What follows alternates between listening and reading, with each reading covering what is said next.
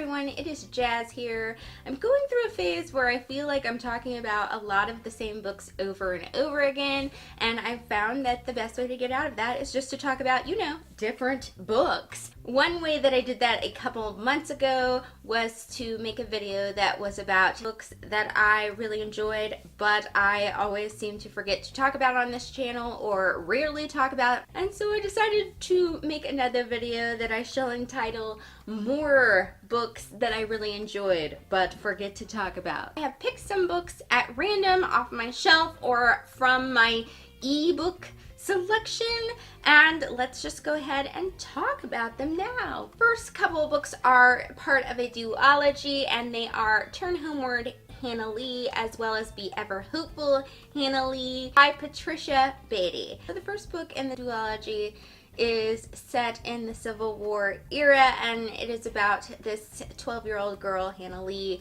She kind of gets in a situation during the war where she's away from home, and the whole book is about her trying to get back home. The second book, Be Ever Hopeful, Hannah Lee, is post-Civil War era, so during the Reconstruction. So she is 14 now, and it's basically just how the Reconstruction affects her life. I really enjoyed these books, and I read, I believe, the first book for school in grade school or so, and I believe I might have picked up the second book just on my own because I wanted to know what happened. I know that I read them a couple of times and really thought they were just really well written historical fictions, especially for the age group that I was in, but I think I could go back and reread them now and still get as much enjoyment out of them. The only reason I don't talk about these is probably because I haven't read one of these since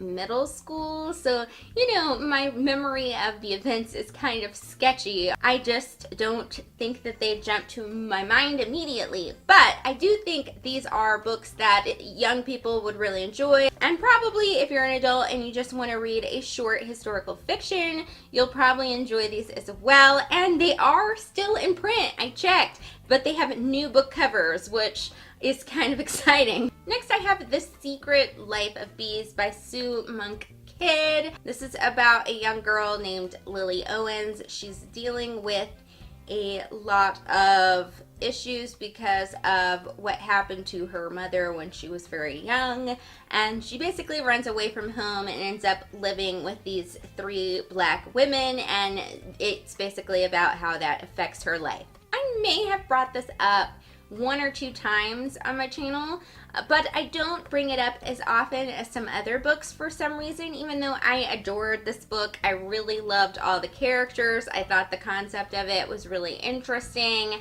There were some things that I found really easy to connect to in the story, and I do think it is a really lovely book, and I also like the film adaptation of it. It is a beautiful little literary historical fiction type book, and I do highly recommend it. I totally do remember this book. I need to talk about it more. Then I have Running Out of Time by Margaret Peterson Haddix. That is a name for you. This is about a teenager named Jessie who believes that she is living in Indiana in 1840 until diphtheria sort of breaks out among the town that she's in, and her mother actually reveals that they are actually living in the year 1996. The place where they live is a reconstructed village, and thus basically Jessie has to go and kind of save the town from the illness. I remember rereading this quite a bit as a young person, probably in that 5th grade, 6th grade kind of era. But I, for the life of me, do not remember the events of the story. All I remember was that I thought it was such a cool concept. So when I feel like reading a short book, I need to dig this out of my paperback drawer and reread it, because I do think I would have a really good time just reading it and revisiting that concept, because I remember just thinking that was the bomb, and that's probably why I know I read it at least a couple times, because this book is kind of torn up. This is another one that I went and checked today because a lot of the old books that I used to read are not in print anymore, and this one is still in print. You can go and read it, and and if you're looking for a short, kind of interesting concept book, I think it is a good one. Next, I have Jacob Have I Loved by Katherine Peterson.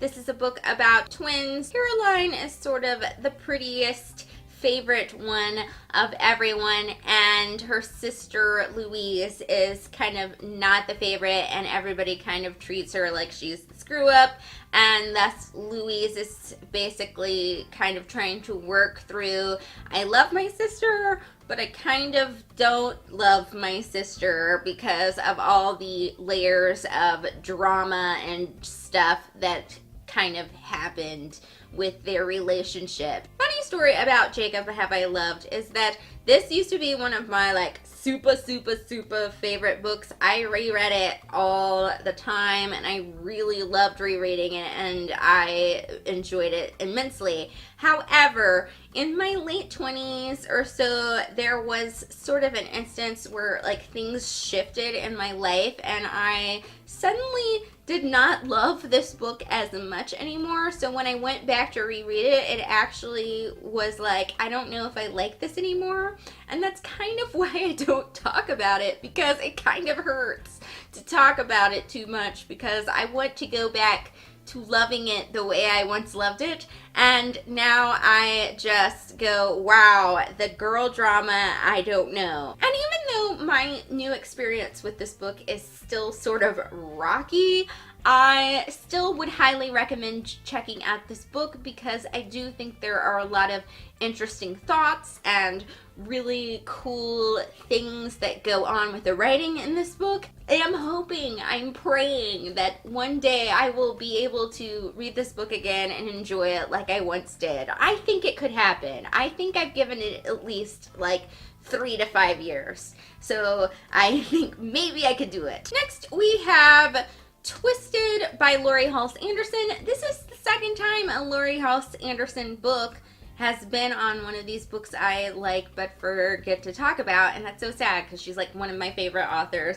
ever, especially in the young adult contemporary thing, and I don't think people talk about her books enough. So Twisted is about a teenage boy named Tyler, and he used to kind of just be the average dude with his average problems, but he gets busted for doing graffiti at his school and has basically a punishment for that, and ever since that happened it kind of changed the dynamic of his life. I think I brought this book up maybe once on my channel, and the only reason it's only been that once is just because I don't remember many of the actual events in this book. What I remember about it is that I love the writing, because I always love Laurie Halse Anderson's writing, and then also I really thought that she wrote teenage boyness well. Not that I would know, but I felt like she approached as a woman writing a teenage male really excellently, and the actual events of the book are just a blur. And I kind of would like to remember more of that before I talk about just, the nuances of the book. Kind of had the same darker tone, I believe, as some of her other books do. So if you're looking for that, a coming of age sort of YA book, this is one to try out. Next we have Kiss the Girls by James Patterson. This is the second book in the Alex Cross series. So if you don't know Alex Cross type books, he is an investigator that investigates, crime of a crazy nature. Even though this is the second book in the series, I have always read any kind of Alex Cross books. I think I've read at least 3 or 4 of them completely out of order. I do believe that I read this one first before I read any of the others. The first book, Along Came a Spider, I didn't really love that one, but it was readable. It was a 3-star read. But Kiss the Girls, though, is pretty exciting if you're into sort of mystery solving thriller types books. And I definitely think if you're okay with not reading the books in order, you could just skip Along Came the Spider and just go right ahead to this one. You would still enjoy it because that's what I did. Although I did go back and read Along Came the Spider just to get some of Alex Cross's history, but everything that I learned is not something that you could not learn on Wikipedia. I don't feel like I talk about mystery or thriller type books often unless I've like recently read them, and it has been a while since I read this one. But also, I do think I don't talk about it because it is the second book in a series, and I can't talk about this without talking about the other books, and I have not read all the books, and I also don't like super highly recommend the first book. I do think the great thing about the Alex Cross series books that I've read is that they are a case-by-case thing, so you can kind of read them out of order as long as you know who the guy is. It's kind of like comic books, and you'll still enjoy it. The next one is actually a novelization of a movie. I know, that's kind of crazy. It's the novelization of The Butterfly Effect, written by James Swallow. I actually was one of the few people that enjoyed the Butterfly Effect movie. I feel like a lot of people don't like the movie, but I found the movie really interesting, and so at one point I decided to pick up the novelization. For those of you that don't know what The Butterfly Effect is about, it's about a man named Evan. He basically has the ability to kind of go back in time and change events in his life. Of course, every time that he changes events in his life, things kind of go awry and a little bit insane. I read this book, I think, probably in high school, and when I first read it, I like stayed up all night reading this, even though I believe I'd watched the movie first before reading this novelization. And I just was really intrigued. I thought the writer of the novelization did really well at being really descriptive, and it actually has some really lovely, thoughtful passages in this novelization that I think are just really excellent quotes. The reason that I don't bring this up is because it's a novelization, so it is a book kind of based on a movie, and I guess there's nothing wrong with that, but there aren't many novelizations that are actually really good. A lot of them are not particularly well written, and so I have to say that novelizations from movies do not jump to my mind, because I have to say this is one of the few that I've read that is good. So I want to talk about the first couple of books in the Chronicles of Vladimir Tod series. This is a series about a teenage vampire and how he discovers he's a vampire and basically his adventures through that discovery. This book series was recommended to me when I did a year where I tried to read 100 books in a year. I'm not a 100 books in a year kind of person, so kind of by the end of that year, to meet my goal, I needed to read a bunch of really short books, and my friend recommended the Vladimir Tod Chronicles series. We're kind of in between being middle grade and YA. So if you're looking for something kind of in that zone, like it's not too young but not too old, it's definitely a really good book series to try. Now, the only reason that I don't discuss it very often is because I have not completed the whole entire series, because I'm terrible at finishing series, and so I've only read the first two books and I can only speak for those two. But I really would like some time to pick up the rest of the series because they were really fun to read, just kind of had some cool action, some really interesting little characters, and they're kind of comedic in a way. And if you're looking for a vampire story that's not necessarily a romance, these ones are probably the ones you want to check out. Another couple of really short, kind of fun, quick reads are what I'm going to call the 6-word memoir books. The two of these that I have read are I Can't Keep My Own Secrets, 6-word memoirs by teens famous and obscure, as well as Not Quite What I Was Planning, 6-word memoirs by writers famous and obscure. These books are basically about a group of just totally different people writing their memoir in literally just 6 words.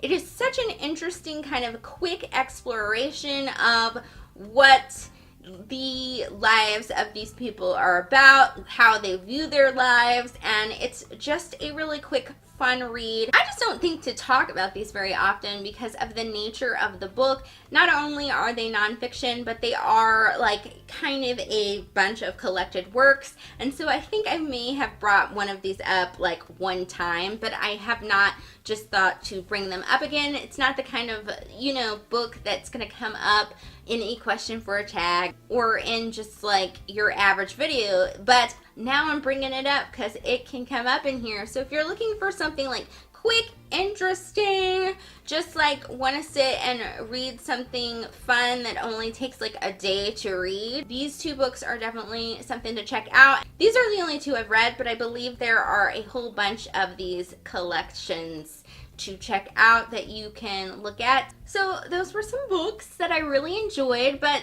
never seem to get around to talking about or rarely talk about. So I hope you guys enjoyed this video, and that is it for today. Thank you for watching, fabulous peeps, and I will see you on Sunday. Bye!